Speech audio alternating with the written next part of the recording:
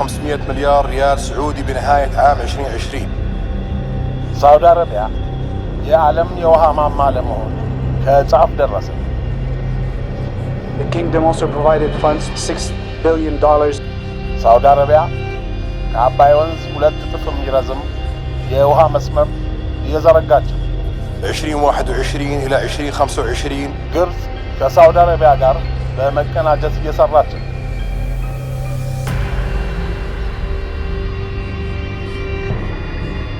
ታላቁ የሳውዲ አረቢያ የውሃ ፕሮጀክት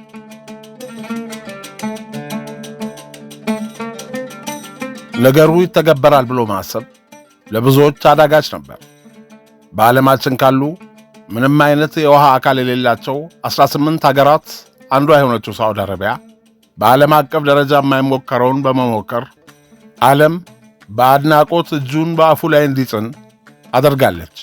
በየ2 ዓመቱ ቁጥሩ በ10 ሚሊዮኖች እየጨመረ ያለው ሕዝቧን በምግብ ሰብል ራሱን እንዲችልና የውሃ ፍላጎቱን ለማርካት የሳውዲ አረቢያ መንግሥት ለግማሽ ክፍለ ዘመን ሲያደርገው የነበረው ጥረት ፍሬ አፍርቷል።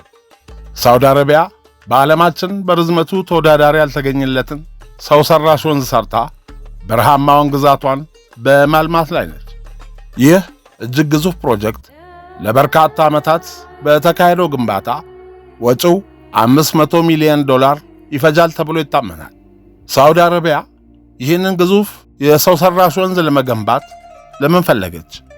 ከፕሮጀክቱ ጀርባ ያለውን አስገራሚና አዲስ የቴክኖሎጂ ምህንድስና ዘዴዎች በእርግጥ የሮያል ሳውዲ አረቢያን የውሃ ችግር ለመፍታት እንዲሁም በምግብ ሰብል ምርት ራስን ለመቻል ያስችለናል ብለው ያቀዱትንና ያለሙትን ግብ አሳክተዋል።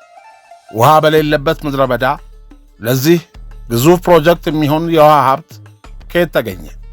ይህ ብዙዎችን እያነጋገረ ነው። إلى ما يقارب تريليون و500 مليار ريال سعودي بنهاية عام 2020 ከታህሳስ 15 እስከ 28 ታላቅ ቅናሽ የተደረገበት የገና ኤክስፖ ከጊፍት ሪል ስቴት ለጋር ላይ ለቤትና ሱቅ ፈላጊዎች በሙሉ ተደግሷል። ባለፈው የጊፍት ኤክስፖ ባለ 1 መኝታና ዝቅተኛ ወለል ላይ የሚገኙ ቤቶች ተሸጠው በማለቃቸው ለተቆጩ ገዢዎች ሌላ ታላቅ ዕድል ነው። ሁሉንም በአንድ ላይ ያካተተው ውቡ የለጋሃር የመኖሪያ መንደር በተለያየ የካሬ አማራጭ ቀርቧል። እንዴት መሰሎት? እርሶ 5 በመቶ ቅድመ ክፍያ ሲፈጽሙ የ20 በመቶ ቅናሽ ይደረግሎታል። 45 በመቶ ደግሞ በረጅም ጊዜ የሚመለስ የባንክ ብድር ተመቻችቶለታል። ከ1 እስከ 3 ዓመት ባለው ጊዜ ውስጥ ንብረቶን ያስረክቦታል። ይወስኑና አሁኑኑ በ0963 99 98 88 ይደውሉ።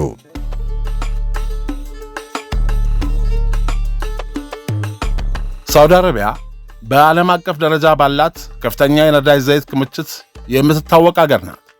በሌላ በኩል በዓለም ላይ ካሉት እጅግ ውሃ አጠር አካባቢዎች አንዷ ነች። በአረቢያ ባህረ ገብ መሬት ላይ የምትገኘው ሳውዲ አረቢያ በዓለም ላይ ካሉት በረሃማነት ከነገሰባቸው አገሮች አንዷ ስትሆን አማካይ ዓመታዊ የዝናብ መጠኗ ከ100 ሚሊ ሜትር በታች ነው። ከዚህም በላይ አብዛኛው የአገሪቱ ግዛት በምድረ በዳና በበረሃ የተሸፈነ ሲሆን ይህም የከርሰ ምድር ወይም በላይኛው መልክዓ ምድሯ ላይ የውሃ አካሎች ወንዝ፣ ሐይቅ፣ ኩሬና ምንጮች እንዳይኖሩ አድርጓል። በዚህ መሰሉ እውነት ውስጥ ሆና ነው እንግዲህ ሳውዲ አረቢያ በበረሃ ውስጥ ገነትን ለመፍጠር የሚያስፈልገውን የውሃ ሀብት ለማግኘት የተለያዩ ስልቶችና ቴክኖሎጂዎችን ተጠቅማ ለዘመናት ችግሮቿ ዘላቂ መፍትሄ ለመስጠት የተንቀሳቀሰችው። ሳውዲ አረቢያ በረሃማ ቦታዎችና 10,000 ጫማ ከፍታ ባላቸው ተራሮች ላይ በዓለማችን በርዝመቱ ተወዳዳሪ የሌለውን ከናይል ወንዝ 2 እጥፍ የሚረዝም ውሃ መተላለፊያ የቧንቧ መስመር ወይም ሰው ሰራሽ ወንዝ በምድረ በዳ ውስጥ የገነባቸው። The kingdom also provided funds exceeded $6 billion to support more than በምድራችን ላይ ካሉ እጅግ ደረቅና ምድረ በዳ ቦታዎች አንዱ በሆነው ሳውዲ አረቢያ ምድረ በዳ ውስጥ በጣም የማይታሰብ ሊሆን ከቶም አይችልም፣ ይህም የተፈጥሮን ሕጎች የሚፈታተን ሂደቶችን ያለፈ ነው የተባለለትን ሰው ሰራሽ ወንዝ ለመዘርጋት ቴክኖሎጂና እልህ አስጨራሽ የግንባታ ሂደት ለሳውዲ አረቢያ ብቻ ተወስኖ የሚገልጽ ታሪክ አይደለም።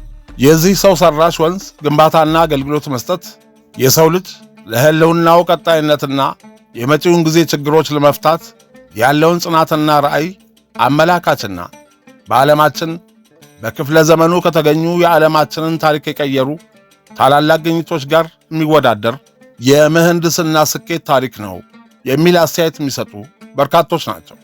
በእርግጥ ይህ ምን ማለት ነው? እያንዳንዱ የህዋ ጠብታ በሚሊዮን የሚቆጠሩ ሰዎችን ዕጣ ፈንታ ሊወስን በሚችልበት የከርሰ ምድር ውስጥ የውሃ ክምችትም ሆነ ወንዞች የሌሉባቸው መልክዓ ምድር ላይ በሰው ልጅ የተነደፉ ጅረት የተዘረጋላቸው ወንዞች አሏቸው ማለት ነው። እስቲ ያስቡት። እነዚህ ሰው ሰራሽ ወንዞች በተራራ ውስጥ ይፈሳሉ። ሾጣጣ ገደሎችንና ከ10 ሺህ ጫማ በላይ ከፍታ ያላቸውን ድንጋያማ ቦታዎች መሃል ለመሃል ያቋርጣሉ። ወንዞች በተራራ ውስጥ ይፈሳሉ። ማለቂያ በሌለው የማዕድን ክምችት ባለባቸው ሰማይ ጠቀስ የአረቢያ ምድር ውስጥ እየተሽለኮለኩ እየታጠፉና እየዘረጉ ፈጽሞ የማይቻል ነገር ይፈጥራሉ። በበረሃ ውስጥ ወንዝ ይፈሳል እና እንደገና አስቡት፣ ወንዞች በተራራ ውስጥ ይፈሳሉ። በዚህ ጊዜ እነዚህ ግዙፍ የብረት ቱቦዎች ልክ እንደ ልብ የደም ቅዳና ደም መልስ ቧንቧዎች ፈጽሞ ሊታሰብ ወደማይቻልባቸው ቦታዎች ንጹሕን ውሃ ይገፋሉ።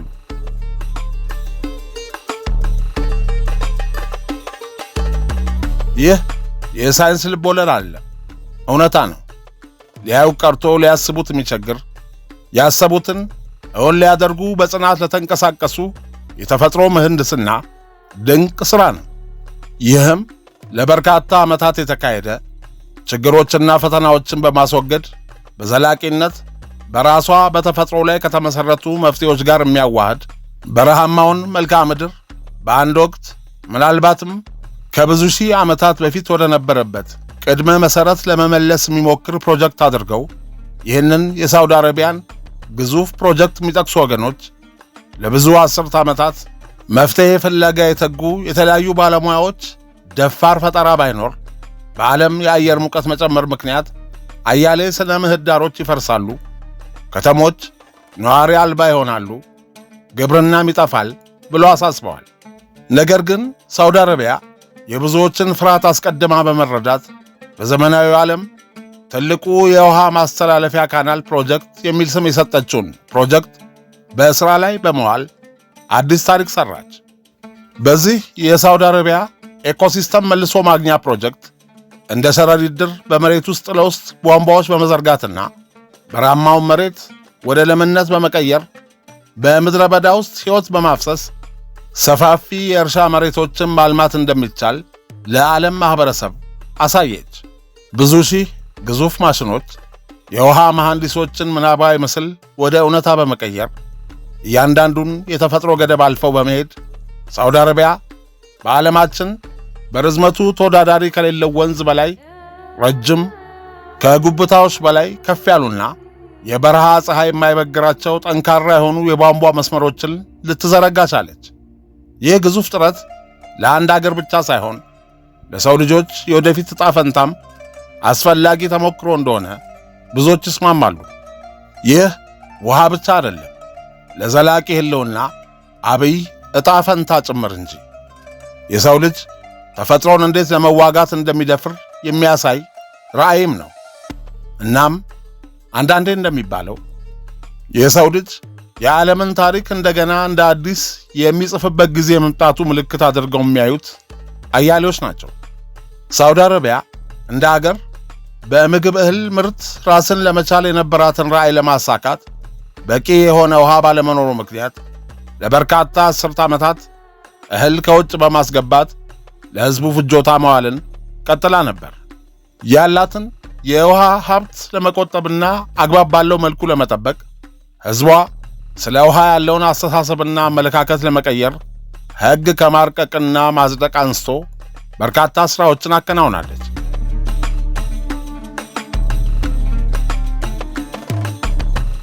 ሳውዲ አረቢያ ያለባትን የውሃ እጥረት ለመፍታት አገሪቱን በሦስት አቅጣጫዎች ከሚያዋስኑት ባህርና ውቅያኖስ ላይ ውሃውን ጠልፋ በማፍላትና ጨጉን ከውሃው ለይታ በማቀዝቀዝ ለመጠጥነት፣ ለምግብ ማብሰያነትና ለእርሻ ሥራ እንዲውል በማድረግ በሥራ ላይ አዋለች። ይህን ሥራ የሚያከናውን አልካንዳሳ የተሰኘውን የመጀመሪያውን የማጣሪያ ኩባንያ በ1907 አካባቢ ሥራ አስጀመረች። ይህ ኩባንያ ለጅዳና አካባቢው ነዋሪዎች በቀን 300 ቶን ንጹሕ ውሃ በድንጋይ ከሰል እያፈላ ቀዝቅዞ ያቀርብ ጀመር። በንጉሥ አብዱልዓዚዝ ተነሳሽነት ጅዳ ውስጥ በ1927 ዓ.ም ለሐጅና ዑምራ ጸሎት ለሚመጡ ምዕመናን በበቂ መልኩ ንጹሕ የመጠጥ ውሃ ለማቅረብ ትላልቅ የማጣራት አቅም ያላቸውን ማሽኖች አስመጥተውም ሥራ አስጀመሩ። በ1960ዎቹ ሳዑዲ አረቢያ ውስጥ ውሃን የማከምና የማጣራት የሥራ ዘርፎች ጉልህ እድገቶች በመኖራቸው ሳላይን ዋተር ኮንቨርሽን ኮርፖሬሽን የተባለ ድርጅት ተመስርቶ ሥራውን በበላይነት እንዲመራው ተደረገ። በ1978 ጅዳ ውስጥ የመጀመሪያውን ሪቨርስ ኦስሞሲስ ፋብሪካ በማቋቋም ዘመናዊና ትልቅ ደረጃ ያለው ውሃን የማጣራት ሥራ ለመሥራት መቻሉን ሰነዶች ያመለክታሉ። ሳዑዲ አረቢያ በዓለም አቀፍ ደረጃ ከባሕርና ከውቅያኖስ ውሃ ጨውን በመለየት ንጹሕ ውሃ ማምረትን በበላይነት ትመራለች። በየዓመቱ ከ1006 ቢሊዮን ኪዩቢክ ሜትር በላይ ውሃ ታመርታለች። ይህም በዓለም አቀፍ ደረጃ ከሚመረተው 18% የሚሆነውን የውሃ ምርት ሳዑዲ አረቢያ ናት የምታመርተው። ይህንን ለመጠጥና ለእርሻ የሚያገለግል ውሃ በማምረት ረገድ ኃላፊነት ያለው የሳዑዲ አረቢያ መንግሥት ንብረት የሆነው ሳላይን ዋተር ኮንቨርሽን ኮርፖሬሽን ነው። በሳዑዲ አረቢያ የሚገኙ የባሕርና የውቅያኖስን ውሃ የሚያክሙ ፋብሪካዎች ለዓመታት በተካሄደ ምርምርና ፈጠራ አማካይነት የምርት ሂደታቸውን የንፋስና የፀሐይን ኃይል በምንጭነት መጠቀም መጀመራቸው አንዱ ስኬታቸው ተደርጎ ይጠቀሳል። ሳዑዲ አረቢያ በዘርፉ በርካታ ኢንዱስትሪዎች ያሏት ሲሆን ከእነዚህ ውስጥ ዋና ዋናዎቹ የሚከተሉት ናቸው። 1. ራስ አልኸይር የውሃ ማከሚያ ፋብሪካ። ይህ ከራስ አልኸይር የኢንዱስትሪ ከተማ ምስራቃዊ የባህር ዳርቻ ላይ የሚገኘው ፋብሪካ በዓለም ላይ ትልቁ የጨው ማስወገጃና የውሃ ማከሚያ ፋብሪካ ሲሆን በቀን 2,998,000 ኪዩቢክ ሜትር ውሃ ያመርታል። ለግንባታው ወደ $7.2 ቢሊዮን እንደወጣበት ሰነዶች ያስረዳሉ። በባለቤትነት የሚያስተዳድረው የሳዑዲ አረቢያ ሳሊን ዋተር ኮንቨርሽን ኮርፖሬሽን ነው።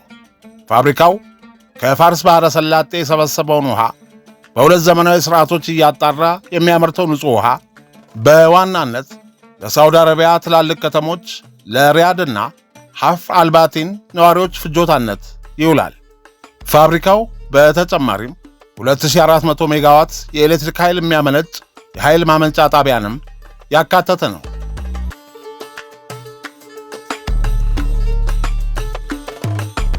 ሁለት ጁበይል ጨው ማስወገጃ ፋብሪካ። የተቀናጀ ኃይልና የውሃ ተቋም በመባል የሚታወቀው ይህ ትልቅ ፋብሪካ በማራፊቅና በሳዑዲ አረቢያ የኤሌክትሪክ ኩባንያ ጥምር ባለቤትነት የሚተዳደር ነው። ይህ በ2010 የተመረቀው ኩባንያ ምርት ማምረት ከጀመረ 15 ዓመታት ሆኖታል። በቀን 800,000 ኪዩቢክ ሜትር ንጹሕ ውሃ ማምረት የሚችል ሲሆን ውሃን የማጣራትና የኤሌክትሪክ ኃይልን የማመንጨት ዑደትን ይጠቀማል። የአሰራር ሥርዓቱ በዓለማችን በዘመናዊነታቸው ከሚታወቁት ውስጥ አንዱና በቴክኖሎጂ ላይ የተመሠረቱ 27 የጨው ማስወገጃ ክፍሎችን ያቀፈ ነው። 3. አይ ኮባር ፕላንት በሳዑዲ አረቢያ ምስራቃዊ የባህር ዳርቻ ላይ የሚገኘውና በቀን 630,000 ኪዩቢክ ሜትር ውሃ ማምረት የሚችለው ይህ ዘመናዊ የጨው ማስወገጃ ኩባንያ በሳዑዲ አረቢያ ውስጥ ካሉት ትላልቅ የውሃ ማከሚያ ፋብሪካዎች አንዱ ሲሆን ለበርካታ የሳዑዲ አረቢያ ነዋሪዎች ፈርጀ ብዙ አገልግሎት የሚሆን የንጹሕ ውሃ ፍላጎትን እንደሚያሟላ ተረጋግጧል። ኩባንያው የአካባቢ ጉዳትን ለመቀነስና ጥራቱን ለመጠበቅ በዘላቂ ልምዶች የተገነባ ከመሆኑ በተጨማሪ ለውሃና ለኤሌክትሪክ ኃይል ማመንጫነት ያገለግላል። እነዚህንና ሌሎች በርካታ ግዙፍ የውሃ ማከሚያ ፕላንቶችን በበላይነት የሚያስተዳድረው የሳዑዲ አረቢያ መንግሥት ንብረት የሆነው ሳላይን ዋተር ኮንቨርሽን ኮርፖሬሽን 14217 ኪሎ ሜትር ርዝመት ያለው በቀን 19,429,000 486 ኪዩቢክ ሜትር ርዝመት ያለው የውሃ ማስተላለፊያ መስመር ያስተዳድራል። تمكن من خلالها الوصول لمستهدفات استراتيجية مهمة. ሳውዲ አረቢያ ከረጅም ዓመታት ጀምሮ ጨዋማነት ያለውን ውሃ በማከም ጥቅም ላይ የምታውል ሲሆን ዛሬ ላይ በዓለማችን ትልቁን የጨዋማ ውሃ ማጣሪያና ባለረጅም ኪሎ ሜትሮች የውሃ ማስተላለፊያ መስመር በመዘርጋት ለገበያ የምታቀርብ አገር ሆናለች። ይሁን እንጂ በሕዝብ ቁጥር መጨመር፣ በከተሞችና በኢንዱስትሪዎች መስፋፋት የተነሳ የንጹህ ውሃ አቅርቦት ችግር አሁንም እልባት አላገኘም። በ2030 የሳውዲ አረቢያ ዕለታዊ የውሃ ፍላጎት ወደ 18 ሚሊዮን ኪዩቢክ ሜትር ሊደርስ እንደሚችል ይተነበያል። የሳውዲ አረቢያ መንግሥት ይህን ፈተና ለመወጣት የውሃ መሠረተ ልማት ስትራቴጂውን ዓለም አቀፍ ደረጃውን በጠበቀ የኤነርጂ አውታሮች ገንብቶ ውሃን በማምረት በማስተላለፍና በማጠራቀም በትላልቅና ግዙፍ የውሃ ማከማቻ ዴፖዎች የኤሌክትሪክ ኃይል እያመነጨ በተለያዩ የባህር ዳርቻዎች አካባቢ ከሚገኙ ከተሞች ጋር የማስተላለፊያ ስርዓቶችን በማገናኘት እየሰራ ነው።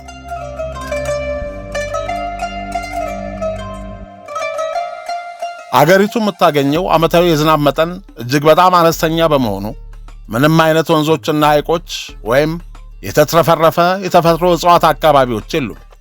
ሕዝቧ ላለፉት 100 ዘመናት የዕለት ተዕለት ኑሮን የሚደግፍበት በቂ ውሃ ከውቅያኖስና ጨዋማነትን በሚያስወግዱ ተክሎች አማካኝነት አግኝቷል። ነገር ግን በአንጻራዊነት በቅርብ ጊዜ የተደረገው አገራዊ ጥረት ለውጦች አምጥቷል። ይህም የበለጠ የውሃ ሀብት ፍላጎቶችን ፈጥሯል።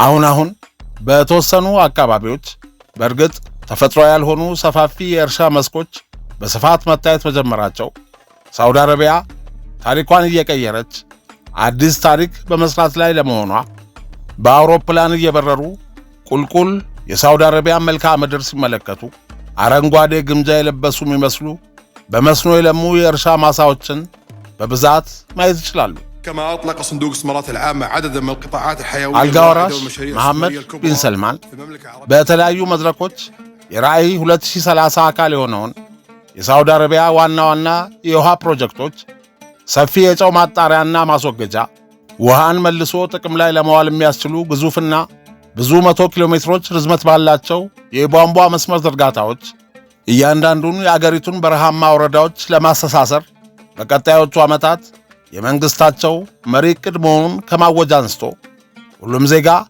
ለዚህ ፕሮግራም መሳካት እንዲረባረብ ጥሪ አድርገው ነበር። የባህርና የውቅያኖስ ውሃን ጨዋማነት ማስወገድና የፈሳሽ ቆሻሻ ውሃን አክሞ በድጋሚ ጥቅም ላይ እንዲውል በማድረግ በተለይም የማዘጋጃ ቤትና በአገሪቱ ለሚገኙ ኢንዱስትሪዎች የውሃ ፍላጎቶችን ለማሟላት የማከሚያ ፋብሪካዎችን ገንብቶ በቀልጣፋና የተራቀቀ ቴክኖሎጂ ደህንነቱ የተረጋገጠ ውሃን ለከተሞች ለማቅረብ ኃይልን ለመቀነስና ሀብቶችን ለመቆጠብ ፈጠራዎችን በመጠቀም በአሁኑ ወቅት ከዓለማችን አገራት ሳውዲ አረቢያ ግንባር ቀደም እንድትሆን አድርጓታል። የውሃና ግብርና ሚኒስቴር መስሪያ ቤቶች በቅንጅት በአልጋ ወራሽ መሐመድ ቢን ሰልማን ይፋ በተደረገው ብሔራዊ የውሃ ስትራቴጂ መሠረት ሁሉንም ቁልፍ ተግዳሮቶች ለመፍታት በአገሪቱ ያለውን የውሃ ሀብት በሚፈለገው መልኩ ፍላጎትና አቅርቦትን ለማመጣጠን ብቸኛው መፍትሄ መሆኑን በመገንዘብ በዘርፉ ለዓመታት በተጫወቱት ወሳኝ ሚና ነው አሁን መታየት የጀመረው ውጤት የተገኘው። የሳውዲ አረቢያ መንግሥት ከ2030 ራዕይ ጋር በሚስማማ መልኩ የአገሪቱን የውሃ አጠቃቀም ፖሊሲ እንደገና እያጤነ ካለፉት ዓለም አቀፍ ምርጥ ልምዶች በመማርና ከዛሬ ሁኔታ ጋር በማጣጣም የተጠቀሙትን ውሃ እንደገና ጥቅም ላይ የመዋል ፕሮግራሞችና ስልቶችን መተግበር ጀምረዋል።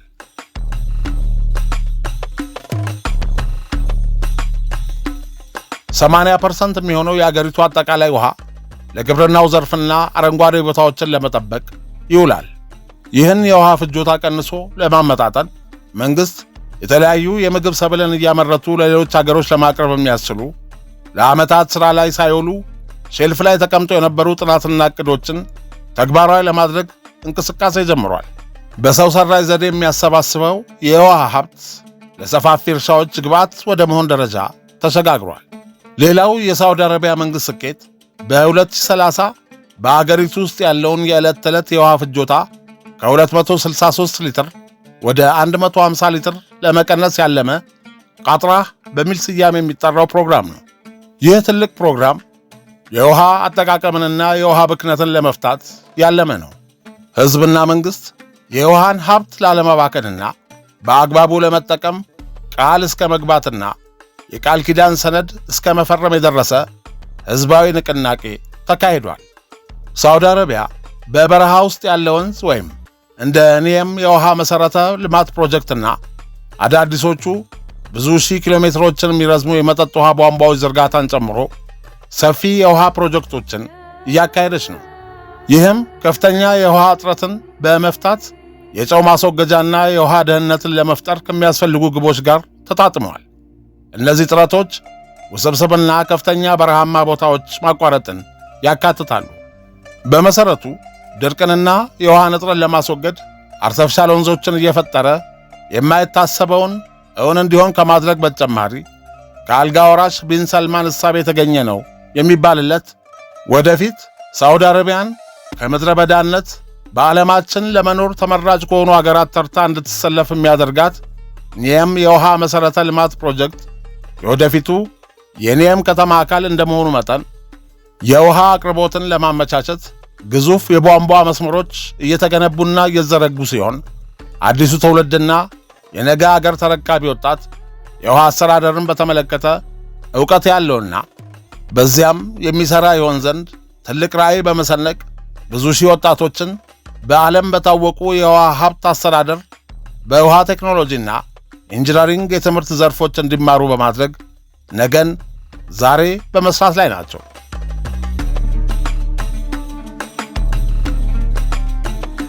በርካታ አስተያየት ሰጪዎች ሳውዲ አረቢያ በውሃ መሠረተ ልማት ላይ እያዋለችው ባለችው ከፍተኛ ኢንቨስትመንት ብቻ ሳይሆን በቀጣዮቹ 20ና 30 ዓመታት በዘርፉ ብቁና የሰለጠነ የሰው ኃይል እንዲኖራት የሄደችው ርቀት ላለባት ለዘመናት ስር የሰደደ የውሃ እጥረት ዘላቂ መፍትሔ ለማግኘት ያላትን ቁርጠኝነት ያሳየና የዘመናዊ ምህንድስና ድልን ይወክላል ይላሉ።